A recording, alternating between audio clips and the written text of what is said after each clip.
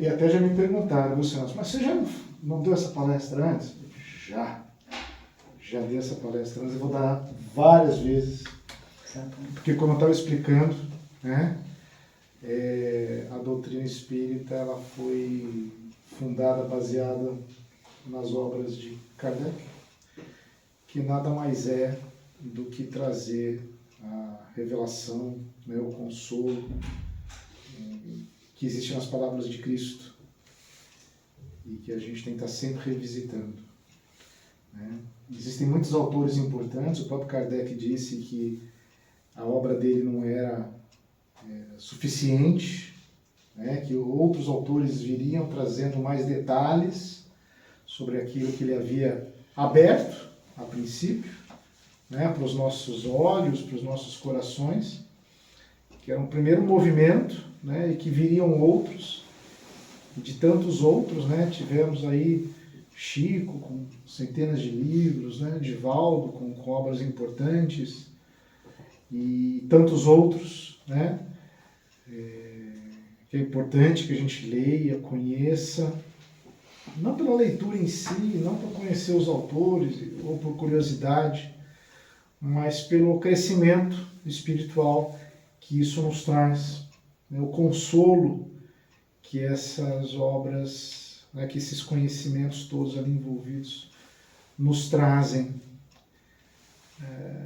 Mas pronto, quem começou tudo isso foi mais para trás, né? Quem começou isso foi Jesus há muito tempo. E eu acho sempre importante. Eu acho que cada palestrante que vem aqui, eu percebo que tem um estilo, né? Tem uns que pegam mais para o lado pessoal, outros mais para o lado ecológico e por aí vai. Eu gosto de uma coisa que eu aprendi, sempre voltar ao básico. É isso que eu estou dizendo nessa introdução. Sempre voltar ao básico. E o básico está em Jesus. O básico está na Bíblia, né? E é isso que eu vou trazer um pouquinho hoje, falando das bem-aventuranças, que é um trecho do Sermão da Montanha, né? E que é de uma importância tamanha, e por isso que eu estou repetindo até o tema, por ser a primeira palestra do ano, né? A Fátima veio semana passada aqui, falou, né, da roupagem nova, né, do homem novo, da gente se livrar do homem velho, né, e abraçar o homem novo. Então, por que não falar das boas-aventuranças que... Deixa eu só me acertar. Aqui achei que eu tivesse ligado, não liguei? Pronto. Pronto, aqui. Que o próprio Kardec traz no Livro dos Espíritos, num trecho longo do Evangelho segundo o Espiritismo, as bem-aventuranças, dada a sua importância. Tanto nas palavras do Kardec quanto do próprio Gandhi, né, eu fiz questão de colocar Gandhi aqui no meio dessa confusão toda que eu fiz aqui hoje, porque eu sei que muitas pessoas, né, e a gente encontra essas pessoas lá fora, não aceitam Cristo como Messias, né, não aceitam Jesus como Cristo planetário, como Messias, né, às vezes até mesmo não aceitam como profeta, né, ou simplesmente não acreditam, né, não acreditam em Deus, e desvalorizam tudo aquilo que ele nos trouxe, que ele nos apresentou. Então vem Gandhi, que não é cristão, né? Que reconhece a importância dos ensinamentos de Jesus, e não só a importância e a relevância dos ensinamentos de Jesus, mas como o próprio Sermão da Montanha. Gandhi disse que se perdêssemos todos os livros da humanidade, se restasse apenas o Sermão da Montanha, ainda assim estaríamos todos salvos. veja a importância que é esse material. Então, eu não vou falar de Kardec, eu vou falar de Gandhi. Como é que Gandhi vê o Sermão da Montanha? Então, são 4 pontos essenciais. Então, para o Gandhi, o óbvio, né? O Sermão da Montanha é a essência do cristianismo. Então, se alguém se pergunta ainda, né, o que é ser cristão? Como é que eu sei que eu sou um bom cristão? Veja o Sermão da Montanha. Siga o Sermão da Montanha. Aprenda, estude, se aprofunde. Um outro ponto que Jesus traz no Sermão da Montanha, não violência. A Fernanda leu aqui no texto, falando sobre a fraternidade. Né? O quanto que a gente perde quando a gente não tem amor fraterno no nosso coração. E o que é amor fraterno? É respeito, é atenção pelo próximo. Né? E às vezes a gente não tem nem tempo, né, para dar atenção, está tudo sempre tão corrido. Né? Um outro ponto que Gandhi fala sobre o Sermão da Montanha é com relação à ética. Então Gandhi diz que o Sermão da Montanha é um verdadeiro código de ética, de conduta. Então como é que a gente deixa de ser o homem velho e passa a ser o homem novo? Através das nossas ações, através da nossa conduta.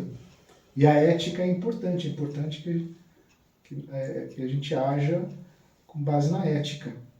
E revolucionário e atemporal. Revolucionário a gente já sabe que né? Quem já assistiu, acho que todo mundo já assistiu pelo menos uma vez na vida um filme que conta a história de Jesus, né? A gente já sabe o quanto que ele foi revolucionário desde criança, né? Sempre provocador, mas o provocador pro lado do bem, né? Fazendo com que as pessoas, nós, né, eventualmente estivermos lá, que possamos refletir a respeito das coisas que a gente faz, né? Nada mais, ele falava nada mais, nada menos do que aquilo que a gente fazia, né? Do que se fazia na época, e fazia a gente refletir aos olhos de Deus, né? Do Deus de amor que ele nos apresentou naquele momento. E atemporal, ou seja, até hoje, né, a qualquer época, é atual. Porque quando a gente fala de moral, a gente está falando de algo que não é uma questão de momento, né? Uma questão de que é assim, né? Simplesmente é assim. Então, na fundamentação espírita do Sermão da Montanha, e trazendo agora, né, começando a trazer mais agora para as bem-aventuranças, a gente explora os seguintes pontos, né? A imortalidade da alma, ou seja, o nosso corpo, ele morre, há um desencarne, o nosso corpo fica, nossa alma permanece, é eterna. Né? Isso já vinha antes até, Jesus só confirmar, né, trazer a confirmação disso. Que o nosso espírito, a nossa alma, o nome que cada um prefere dar, é a mesma coisa, isso é eterno. Então a nossa inteligência, nosso sentimento, né, tudo aquilo que nós trazemos dentro de nós, ele permanece, né, mesmo depois da morte do nosso corpo. A lei de causa e efeito, ou seja, tudo aquilo que fazemos gera consequência. Se fazemos coisas boas, temos consequências boas. Se fazemos coisas não tão boas, temos consequências não tão boas. E geralmente essas consequências, elas se voltam para nós. Não é uma consequência para os outros, é uma consequência para nós mesmos. Então, se fazemos coisas boas, nos retornam coisas boas. E se fazemos coisas ruins, nós mesmos nos prejudicamos, né, de várias formas. Dito isso, vem o preceito da reencarnação. se o nosso espírito, a nossa alma é eterna, se vivemos sob a lei de causa e efeito, então a reencarnação ela se confirma como possibilidade de nos melhorarmos, de enfrentarmos as consequências dos nossos atos, ou nos beneficiarmos das consequências dos nossos atos a qualquer tempo. E no caso de atos não tão bons, há a oportunidade de nos reconciliarmos com aqueles que receberam os nossos atos não tão bons. Não é verdade? E um dos pilares do Espiritismo, né, que é a solidariedade, a caridade, universais.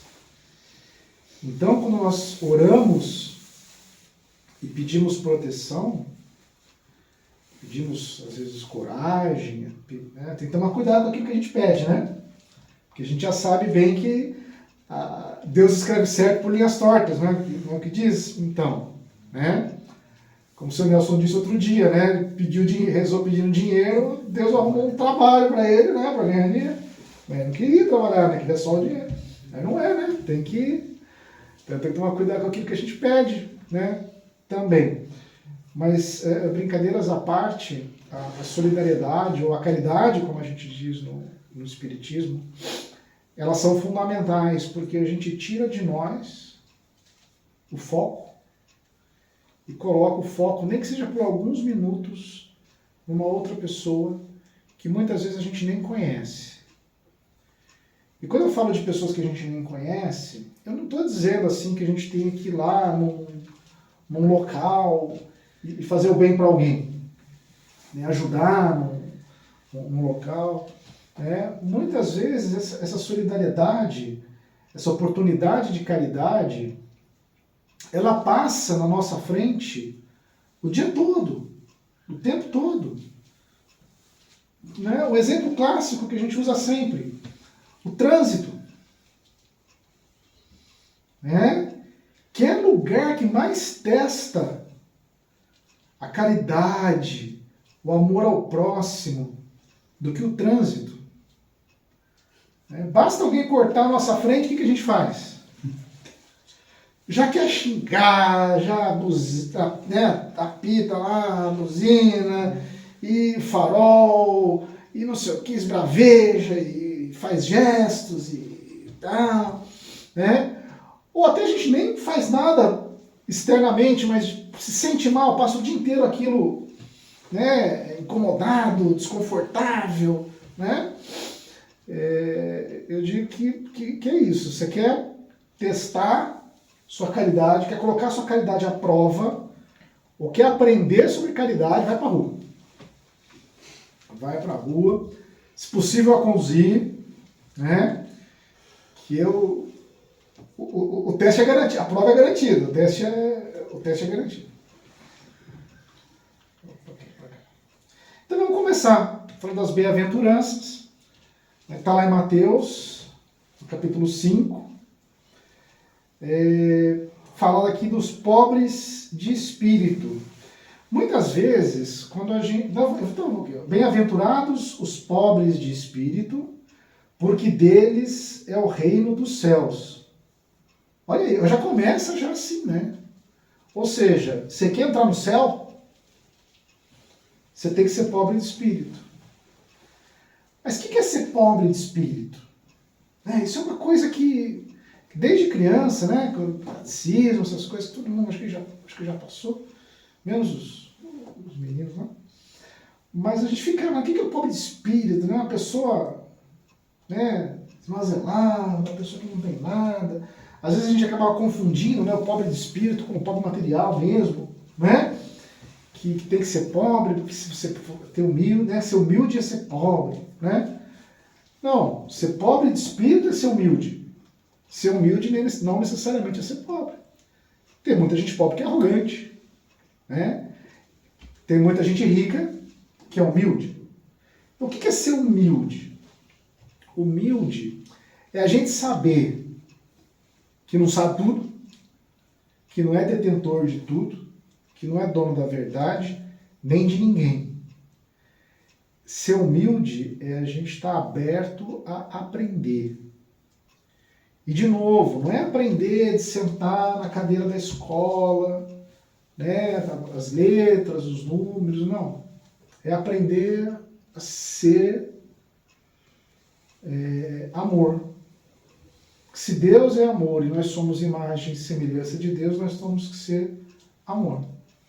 E o amor, o que é? Volto no texto do Pão Nosso que a Fernanda deu para a gente no início. É a fraternidade. Reside na fraternidade.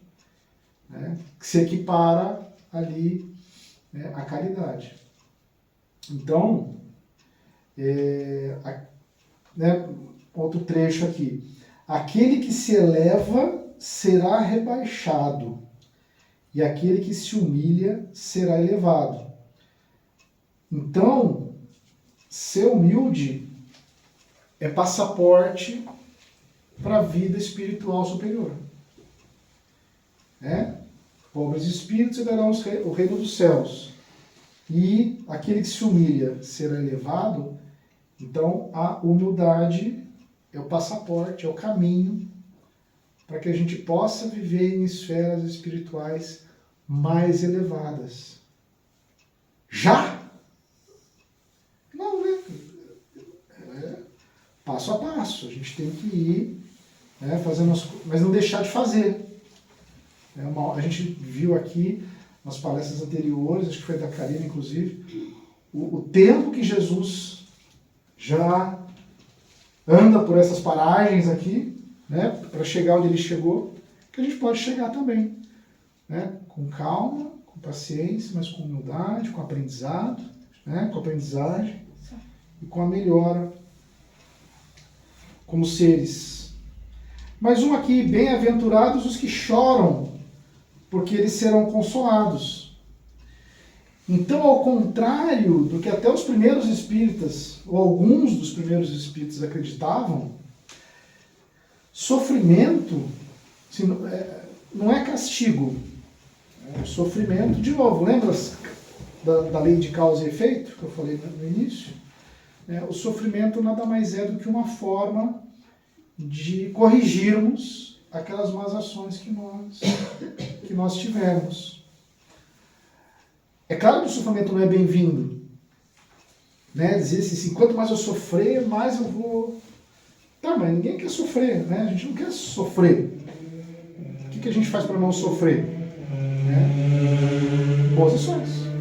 Caridade, estudo, aprendizado, evolução. O sofrimento, ele é proporcional, compatível com aquilo que a gente faz ou fez, né? E lembrando das reencarnações, como eu disse, são oportunidades que a gente tem de corrigir as coisas que a gente fez. Eu vou dar um pouquinho mais de pressa aqui, por causa do horário. Bem-aventurados os mansos, pois herdarão a terra. Então veja, a mansidão, ou a mansuetude, ele é o controle da força, não é covardia, não é não reagir, mas sabendo que eu posso reagir, eu escolho não reagir de forma violenta.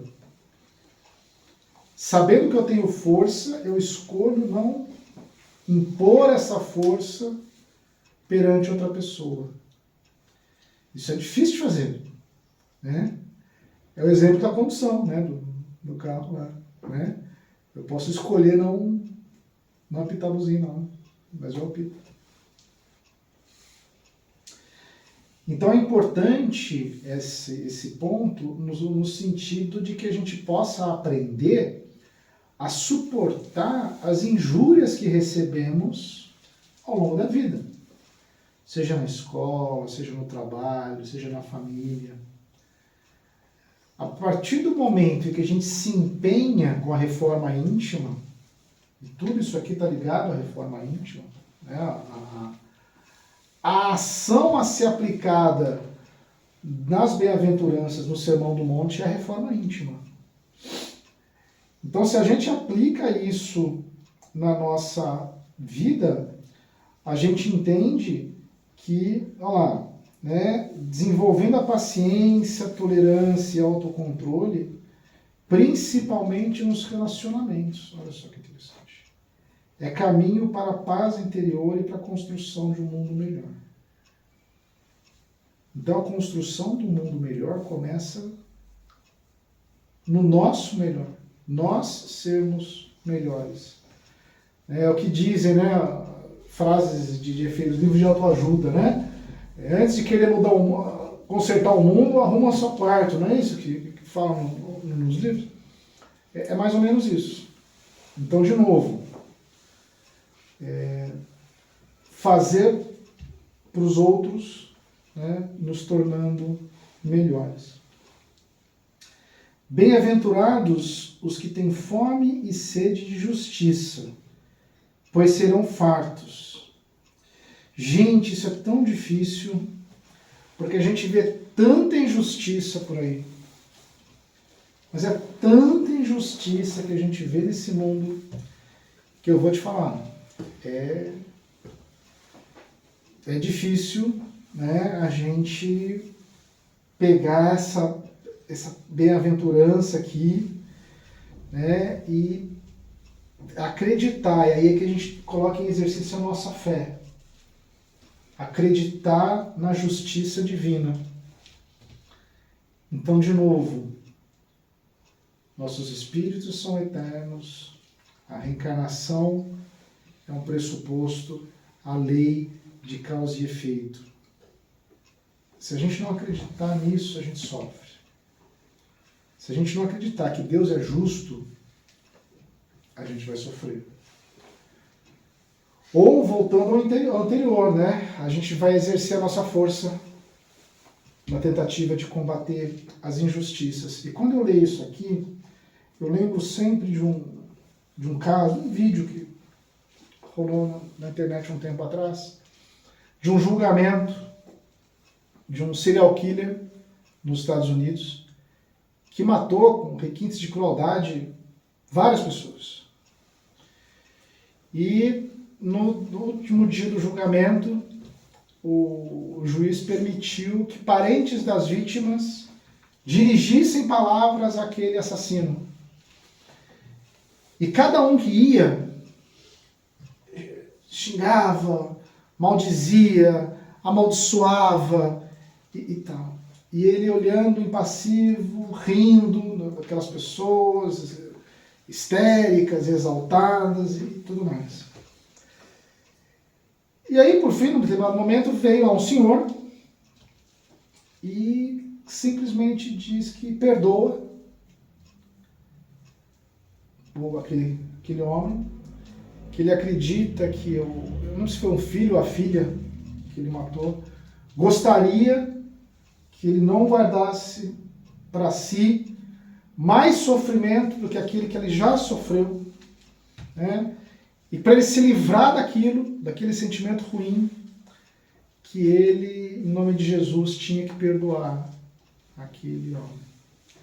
Foi o único momento na sessão em que ele percebe no vídeo que ele fica desconfortável e segura para não chorar. Você vê as feições dele se transformando assim, que ele sente aquilo entrando no seu coração. Então a única coisa capaz de aplacar aquela fera foi o perdão e o amor, que talvez ele nunca tenha conhecido na vida. A gente não sabe a história. Talvez ele nunca tenha recebido isso. E naquele momento ele recebeu e sentiu, porque aquilo tocou profundamente aquele homem. E naquele momento o Senhor se livrou daquilo. E pôde continuar vivendo sua vida numa normalidade. Então a gente tem que ter fé. A gente tem que acreditar. Não quer na justiça divina. Não quer dizer que a gente tenha que abrir mão da justiça dos homens. Isso não. Porque a justiça dos homens, ela existe, é importante, senão isso aqui vira uma bagunça, vira um caos, vira uma anarquia. Então a justiça dos homens, ela é fundamental. Criando um parênteses assim, aqui, assim como a medicina. Não adianta ir numa casa espírita, num templo religioso pedindo cura, se a gente não toma remédio, se a gente não faz o tratamento, não faz o repouso, não faz a fisioterapia, enfim, tudo aquilo que o médico prescreve. É a mesma coisa. Né? A justiça humana, ela é necessária, mas muitas vezes falha também. Né? E independente da situação, a gente sempre tem que lembrar e crer e ter fé na justiça divina. Que essa nunca falha. Que é a lei de causa e efeito. A justiça divina nada mais é do que a aplicação espiritual da lei de causa e efeito. Então a gente faz, a gente paga. Ah, Deus é mal. Não, Deus não é mal. Ele é bom. Ele é um pai amoroso. Porque ele não dá o castigo. Ele permite que a gente experimente aquilo que nós aplicamos. E aprendamos com aquilo. E a partir do momento que a gente aprende, a gente para de fazer. Isso é aprendizado, né? Então Deus nos ensina, não nos castiga. Não é Ele que nos coloca o castigo.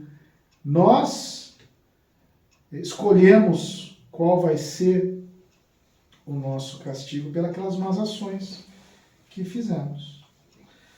Bem-aventurados os misericordiosos, pois alcançarão a misericórdia. De novo, causa e efeito em ação, lei de causa e efeito em ação. Né? O que é a misericórdia? É caridade. É você ter compaixão pela uma pessoa que tenha te feito algo que você talvez não tenha gostado, né? E você perdoa. Isso é misericórdia. Agora, a gente tem que lembrar que tudo no universo é uma via com duas mãos, que vai e que volta. Então, Jesus nos ensinou no Sermão da Montanha a oração do Pai Nosso. E lá na oração do Pai Nosso, o que a gente pede para Deus? Perdão? De qualquer forma? Indiscriminadamente? Perdão incontestável? Não, o que Jesus diz lá para a gente? A gente pede para Deus perdoar conforme nós perdoamos.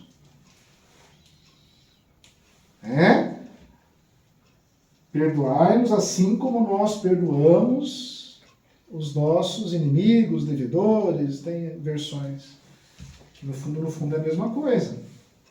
Então Deus vai nos perdoar? Vai, sempre, como Pai amoroso. Vai nos perdoar. Mas eu te perdoo, tá tudo certo. Não estou bravo. Só que você vai ter que aprender aí, né? A não fazer mais. E a gente já foi criança, a gente já teve crianças próximas de nós, temos ainda às vezes crianças próximas de nós. E como é que uma criança aprende? Dá para ter papo cabeça com criança?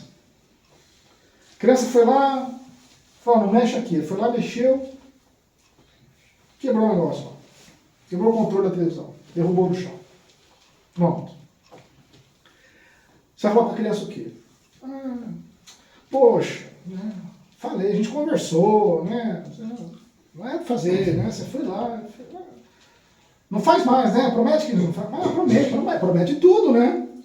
No dia seguinte está lá de novo. Então o que a gente faz, né? Como seres inferiores? Dá um castigo. Tira o controle, né? Deixa no lugar alto, deixa de fazer um passeio, né? Tira um direito de alguma coisa, né? A gente dá o castigo. Deus é tão bom e misericordioso que Ele deixa que a gente escolha. né, que a gente escolha. E pronto, se a gente escolheu, né, a gente não pode reclamar, tem que enfrentar com a cara e com a coragem. Bem-aventurados os puros de coração, porque verão Deus. Olha isso, gente. Tudo na criação divina, ela é feita para retornar. Então Deus nos cria uma centelha divina, né? Um foco de luz. E vagamos pelo universo, nas nossas existências. E eu não vou entrar muito no mérito, que é uma outra palestra. E a gente vai evoluindo, para quê? Para retornar para Deus. Mas retornar para Deus numa condição de ser superior. Ou seja, alguém que aprendeu, que conhece e que desenvolveu o amor. Então veja isso, Deus não simplesmente coloca o amor, né, dá o amor para a gente. Ah, está aqui isso, não, só amor. Amor divino, infinito. O que a gente faz com isso? Quando a gente ganha alguma coisa, qual que é a diferença de quando a gente quer muito uma coisa e a gente simplesmente ganha aquela coisa, ou a gente se esforça, se dedica e conquista e consegue aquela coisa? O que a gente valoriza mais? O que conquista. Não, eu estou dizendo a gente mesmo aqui, né? De carne e osso, né? No mundo físico. A gente sempre valoriza mais aquilo que a gente conquista do que aquilo que a gente simplesmente ganha. Isso desde pequeno. Na vida adulta não é diferente, né?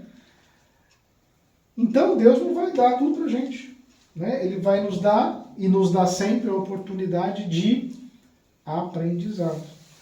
Então aquilo que a gente estava conversando até mesmo antes da palestra, né? Das leituras, do estudo, de conversar com outras pessoas e trocar ideias, e tudo isso nos permite, né? São formas de aprendizado que nos permite um crescimento, um desenvolvimento espiritual. Na verdade, tudo isso nos permite um desenvolvimento espiritual. E esse desenvolvimento espiritual é que nos permite um crescimento perante a obra divina. E como é que a gente consegue isso? Nessa pureza de coração. Tudo bem, estamos longe disso. Eu estou longe disso. Né? E a gente está aqui, né? Imagino que todos longe disso. E como é que a gente consegue ser puro de coração? Qual que é o exercício de reforma íntima que a gente tem que fazer para ser puro de coração? Vou voltar lá na condição. Bons pensamentos. Se a gente tem bons pensamentos, a gente consegue afastar pela energia, e aí pode ser as pessoas que estão aqui encarnadas, os desencarnados, a gente consegue nos proteger das más influências, das más tendências, dos maus espíritos, e na contrapartida atrair boas influências, ter boas oportunidades, atrair bons espíritos, espíritos superiores que podem nos aconselhar, né? Que podem nos ajudar diante dos desafios que nós temos para vencer. E quantos exemplos que nós temos na literatura espírita, seja nos livros, nos jornais ou nas revistas, nas psicografias, de pessoas que tiveram seu sofrimento amenizado, né, o seu acerto de contas pela lei de causa e efeito amenizadas, pela transformação do homem velho, através dos bons pensamentos que nos levam às boas ações. Inúmeros casos de sofrimentos que teríamos em determinados momentos das nossas vidas e que eles simplesmente foram minimamente, pelo menos apaziguados, amenizados. Então, exemplos aqui da pessoa que sofreu um acidente e perdeu um dedo, né, e reclamava que perdeu o dedo, mas pelo planeamento reencarnatório, ele deveria ter perdido o braço, porque ele usou aquele braço para fazer mal para outras pessoas, e matou várias pessoas e tal. Por quê? Porque naquela encarnação, naquela vida, naquele momento, ele desenvolveu bons pensamentos, desenvolveu boas ações, e a sua evolução espiritual permitiu que ele tivesse aquele sofrimento aliviado, porque ele já tinha aprendido a lição, de alguma forma, né? Já tinha se tornado uma pessoa melhor a esse ponto. Então, para nos tornarmos puros de coração, bons pensamentos. Então, manter sempre os pensamentos elevados, aquilo que Jesus dizia, orai e vigiai. Então, nós temos que orar, pedindo ajuda, mas temos que vigiar. Vigiar o quê? O vizinho? Vigiar o vizinho. Vai lá! Não, né? Nos vigiar, nos policiar. O quê? Primeiro os nossos pensamentos. Primeiro a gente pensa, depois a gente age. Ou fala, né? Falar, agir também. Muitas vezes a gente se arrepende depois, né? O pessoal fala, falou sem pensar. Né? Não, na verdade a gente já devia ter pensado antes, né? E só teve aquele momento, aquela oportunidade para soltar, né? Então a gente pensa primeiro, para depois colocar para fora através dos sentidos. Então, para a gente se aproximar de Deus, temos que vigiar. Mais do que orar, mas principalmente vigiar os nossos pensamentos. Mas eu penso uma coisa boa, eu continuo fazendo o ruim. Continuo fazendo errado. Eu sei que eu não posso comer doce, mas eu continuo comendo doce. O médico já falou que eu não posso comer sal, eu continuo pondo sal na batatinha. Né? Tudo bem, gente. Vamos pensar o seguinte. Nesse momento estamos tomando consciências de várias coisas.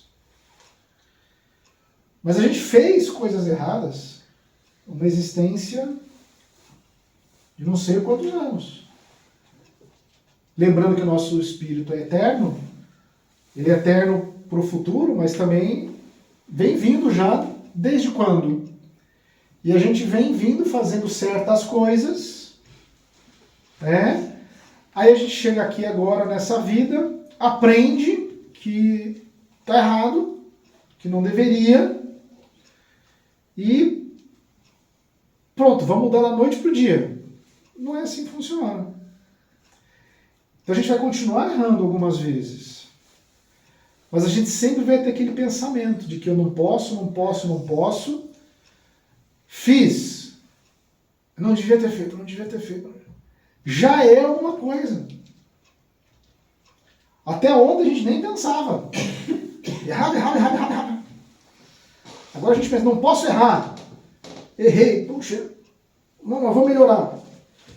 Chega uma hora que não erra mais. Porque a gente está tão acostumado com aquilo, fica automático na nossa mente, e a gente vai cair.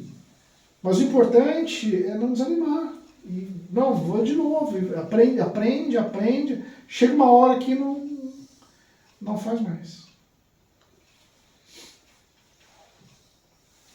Bem-aventurados os pacificadores, porque serão chamados filhos de Deus. Olha, eu vou ser honesto com vocês. Esse aqui não é o último da lista, mas é o que eu estou mais longe de conseguir. Vou ser sincero com vocês. Que aquela pessoa que onde vai leva paz, né? Chega assim, o ambiente até muda, né? As pessoas ficam todas calmas, felizes, né? Tem gente rindo aqui que que já me viu caindo aqui. Mas é um ponto que a gente tem que trabalhar bastante, né? Que é da paz interior, né? De evitar o conflito. E aqui não é nem o conflito que eu falei lá atrás, de que assim, eu tenho poder, eu tenho força, eu vou atacar. Não, às vezes é só a energia do conflito mesmo. Né? Vem uma coisa, você já nem... Às vezes você vai apanhar mais ainda, mas você não deixa de ir para o confronto, né? nas coisas. E esse é um ponto que nessa vida assim, eu estou trabalhando fortíssimo. Assim. Então, estou me dedicando muito a isso. Porque, de novo, era uma coisa meio que instintiva mesmo, eu nem pensava, sabe? Hoje já penso, né? E tal. Eurípides Barçanufo, não sei se é conhecido de vocês aqui, famoso lá no Brasil, ele era uma pessoa que tinha isso muito desenvolvido. Dizem que aonde ele chegava, tudo se apaziguava. O ambiente ficava uma paz, uma energia, uma vibração, uma coisa... Um ambiente extremamente positivo. Né? Tem pessoas assim, não tem? Que quando elas chegam perto de nós, assim, dá um alívio, dá uma alegria, né? Parece primavera, tá no meio do inverno, mas a pessoa chega assim, parece primavera. Né? Tem o contrário. Né? Tem o contrário, tem aquela pessoa que chega perto da gente assim, até arrepia, né? Você sente parece uma uva passa, assim, né? Você pega toda a sua energia, né? É disso que a gente tem que sair, né?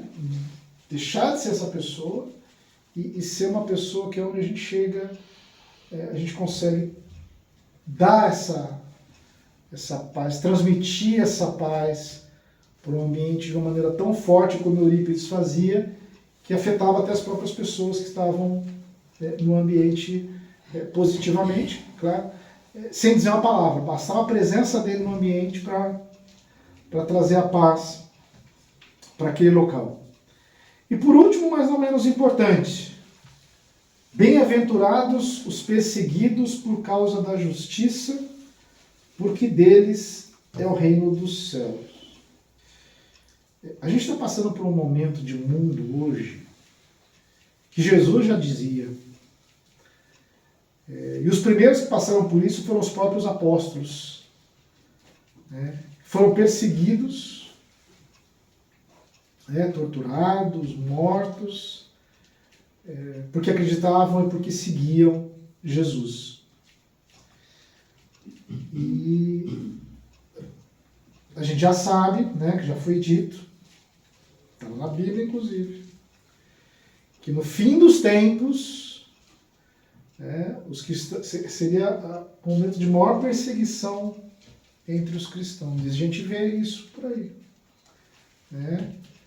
Genocídio, extermínio de cristãos acontecendo hoje, agora, né? Nessa nossa existência, em vários lugares do mundo. Não só fisicamente, mas como uma avalanche, uma onda, né, que varre o planeta, que invade a mente das pessoas, levando com que as pessoas mais desinformadas, vamos dizer assim, deixem de acreditar e até duvidem e critiquem o Cristo, Deus e aqueles que o seguem, né, os cristãos, no caso. Então a gente vê o declínio das famílias, né, a tentativa de provocar o declínio das famílias, né, de enfraquecer a fé das pessoas através do medo, através da violência. E está aqui, bem-aventurados os perseguidos por causa da justiça, porque deles é o reino dos céus. Jesus já sabia que as pessoas que o seguissem iriam sofrer a qualquer tempo. E prometeu que se a gente acreditasse, que a gente seria poupado no reino dos céus. Lembra, o nosso espírito é eterno.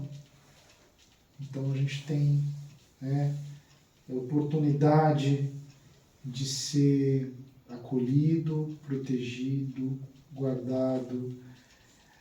Mas tudo isso, de novo, nada é presente. Então, como o próprio Gandhi disse, se a gente aplicar isso aqui tudo na nossa vida, nos tornamos pessoas melhores. Nos tornando pessoas melhores, nos tornamos espíritos melhores. E podemos nos elevar à escala dos espíritos superiores e poder alcançar mundos felizes, né? E onde o amor, a fraternidade é o comum. Não é a raridade que vivemos aqui, mas é o comum. O amor, a fraternidade, a caridade são comuns a todos nós. Outro dia, numa quinta-feira, um participante do estudo perguntou, né? O que é ser espírita, né? Lembra? Então tá aqui, ó. O verdadeiro espírita é reconhecido por sua transformação moral e pelos esforços que emprega para domar suas más inclinações. Veja, o espírita não é o bonzinho. O espírita não é o bonzinho. O espírito é aquele que, não sendo bonzinho, entende que ele precisa melhorar. E luta. Veja, não é se dedica, é luta. Emprega seus esforços para melhorar. Então é uma batalha interna entre o fácil e o difícil, entre o caminho largo e o caminho estreito, entre o que é dado e o que é conquistado. E nós temos essa escolha. Não todo dia quando acordamos. Dizem lá, né? Todo dia quando acordamos, temos a escolha de sermos uma pessoa melhor, de fazermos um dia melhor. Não. A cada segundo do dia, a cada fração de segundo do dia, nós temos a decisão, o poder de decidir que tipo de pessoa que a gente quer ser. De novo, vamos cair? Vamos. Quantas vezes? Muitas. Lembra que Jesus falava sobre o perdão? Quantas vezes a gente tem que perdoar? 70 vezes 7. O próximo? Eu sou magnânimo, então eu vou perdoar todo mundo. A humildade já foi por água abaixo, né? É nos perdoar primeiro. Então, a cada segundo a gente tem essa oportunidade de nos tornarmos uma pessoa melhor, de fazermos melhor, de sermos melhor. Vamos cair? Vamos. Temos que ter coragem de nos perdoar, de levantar e ir de novo.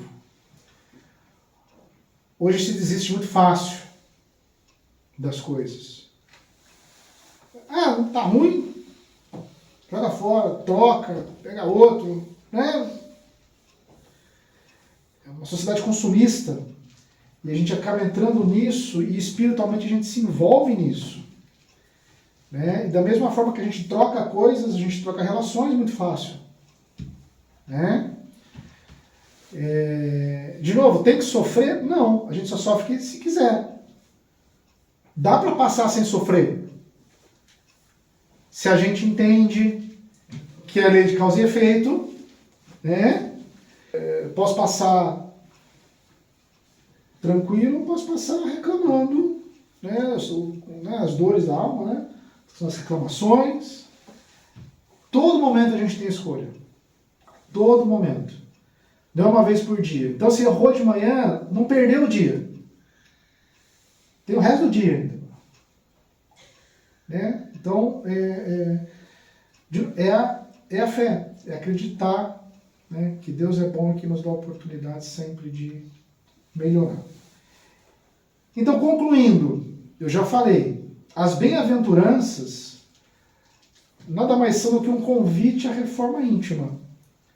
Como disse Gandhi, é um manual de ética que, por bem, deveremos seguir. Não quiser seguir, não segue. Então, não. Pode reclamar também. Né? Como é que é? Lembrei de você agora, Arthur. Como é que é? Posso não vir no centro? Né? Pode. Posso não tomar passe? Pode. Posso fazer coisa errada? Posso. Posso pisar no calo do outro? Posso. Né? Pode tudo. Só não pode querer ir pro céu. Né? Só não pode achar que vai ser escolhido, né, para estar ao lado de Deus no juízo lá. Né? A gente pode fazer o que quiser. Pode fazer coisa boa também. Né? A escolha é nossa. Então, as bem-aventuranças são convites à reforma íntima que se tornam mais claros com a luz da doutrina espírita, o Consolador prometido. Então, tudo aquilo que Jesus nos disse, sendo detalhado, aprofundado, através por meio do estudo da doutrina, né, através da comunicação com os espíritos superiores. Não são promessas vazias, mas leis espirituais em ação. Quem viu uma outra palestra que eu falo sobre os 10 mandamentos espíritas, né, que são as leis universais, vai lembrar disso aqui, fica para uma próxima. Né? Todo bem será recompensado e todo mal será corrigido. Veja, não será castigado, não será punido, será corrigido. Como é que a gente corrige? Fazendo de novo. Só que dessa vez, certo. Né? Não por punição, mas por aprendizado. E como disse Emmanuel, o Evangelho é código de luz para todos os que desejam libertar-se das sombras. Então, de novo, para fechar, a gente vira e volta, vai e mexe, e cai no Evangelho. Né? Cai no Evangelho. Então pode ler o que quiser, pode estudar o que quiser, volta sempre para o Evangelho, segundo o Espiritismo. Quem vai fazer Evangelho no lar, usa o Evangelho, segundo o Espiritismo.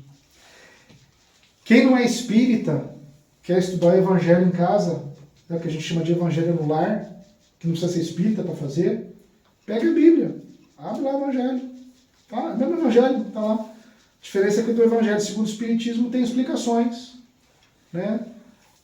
Com mais detalhes, mas pega a Bíblia, abre o Evangelho, faz o Evangelho no lar. É Evangelho no lar. É Evangelho. Não é Evangelho espírita, não é o Espiritismo no lar, não é... É o Evangelho. É sempre a base. Tudo que a gente precisa para ser melhor está ali. A única coisa que a gente faz de diferente aqui é destrinchar um pouco mais esses conhecimentos. E falar em ler, estão aqui algumas sugestões para quem quiser aprofundar um pouquinho mais os conhecimentos. Seu Nelson, não sei se a gente tem tempo ou se alguém quer fazer uma pergunta.